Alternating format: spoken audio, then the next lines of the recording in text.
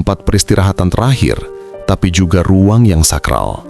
Karena itu, jangan lakukan hal-hal berikut. Kata orang Jawa, ora ilok. Pertama, jangan bicara kasar atau tertawa keras. Suasana makam harus dijaga tenang. Kata orang Jawa, ora pantes yen panggonan sepi tigawe rame. Kedua, jangan duduk atau menginjak nisan. Itu lambang penghormatan terakhir.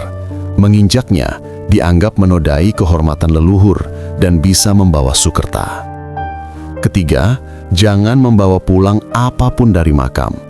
Tanah, bunga, atau batu di sana dipercaya sudah punya daya, bisa membawa energi yang tidak baik bila dibawa pulang. Keempat, hindari datang saat maghrib. Itu waktu peralihan antara dunia nyata dan gaib. Konon bisa mengundang gangguan makhluk halus. Kelima, jangan berjalan sendirian terlalu jauh.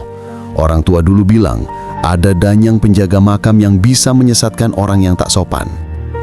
Dan tentu saja, jangan buang sampah, makan, merokok, atau berpakaian tidak sopan. Makam adalah tempat berdoa, bukan bersantai. Terakhir, jangan tidur atau menunjuk-nunjuk makam. Selain tak pantas, orang Jawa percaya hal itu bisa mendatangkan sial.